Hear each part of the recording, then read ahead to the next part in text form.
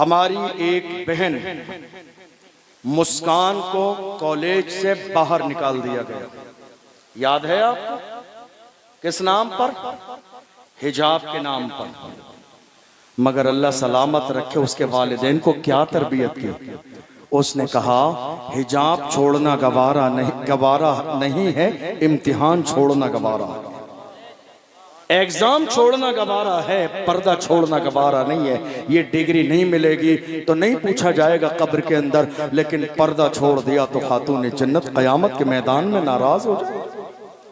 तरबियत कीजिए अपनी बेटियों की इस तरह की।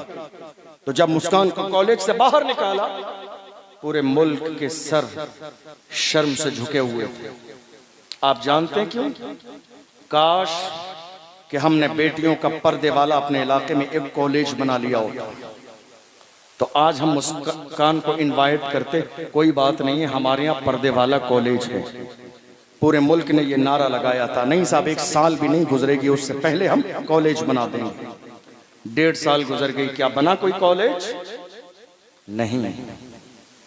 हमारे यहाँ लंगर की कमेटी है, जलसे की कमेटी है, जुलूस की कमेटी है, उर्स की कमेटी है, कव्वाली की कमेटी है, 11वीं की कमेटी है, शरबत पिलाने की कमेटी है। ऐ मेरी कौम के जिंदा दिल मुसलमानों, ये बताओ मौजूदा दौर में एजुकेशन कमेटी कब बनाओगे? एजुकेशन कमेटी, तालीम कमेटी कब बनाएंगे आप? याद रखिएगा, दुनिया की कोई कौम बगैर तालीम के कभी इज्जत की जिंदगी नहीं गुजार सकती। कलम का पावर सबसे बड़ा पावर होता है।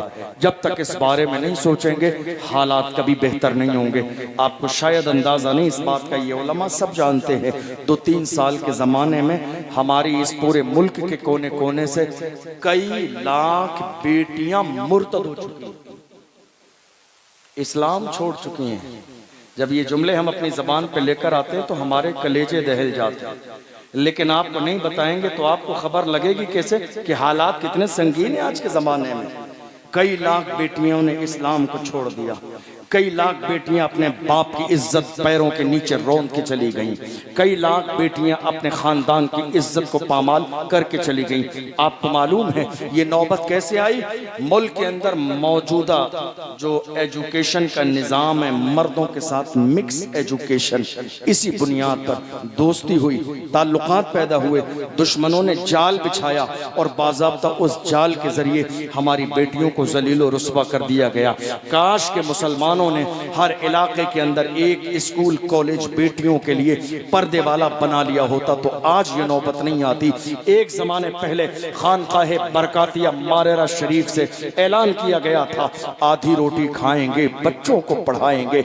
इस पैगाम के अंदर हजारों हिकमतें पोशीदा थी। अक्लमंद के लिए इशारा काफी होता है, मगर हैरानी की बात यह है कि मेरी कौम के लोगों ने इस बात को समझा नहीं। आज जरूरत इस बात की है कि आप वाकई आधी रोटी खा लीजिए, लेकिन कोशिश कीजिए पूरी कौम मिलने के बाद में आपके इलाके में एक छोटा सा हॉस्पिटल भी हो और एक कॉलेज भी हो। आपको अंदाजा नहीं है आज हमारी माएँ बहनें अपना इलाज कराने के लिए जाती हैं, हालात कैसे हैं आपकी निगाहों से पोशीदा नहीं है। हर चीज मैक पर बयान नहीं की जा सकती। आप अक्लमंद हैं, अल्लाह ने आपको अक्ल सलीम दी है, ये जरूरत है। और ऐसा नहीं है कि आप गरीब हैं, ऐसा नहीं है आप परेशान हैं। अल्हम्दुलिल्लाह, अल्लाह ने जिसको जमीन पर पैदा किया है, वमा मिन दाब्बतिन फिल अर्दि इल्ला अलल्लाहि रिज़्क़ुहा, जमीन में कोई जानवर भी ऐसा नहीं है मगर अल्लाह अपने करम से उसके भी रिज़्क़ अता फरमाता है। कोई हुसैन का गुलाम परेशान हाल नहीं है, अल्लाह ने सबको रिज़्क़ हलाल दिया है।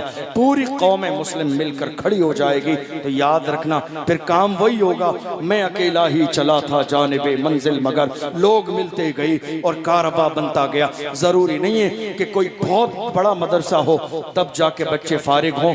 अगर कोई आपके इमाम साहब की तरह मर्दे मुजाहिद हो तो मस्जिद के अंदर भी बच्चे हाफिज़े कुरान बनाए जा सकते हैं।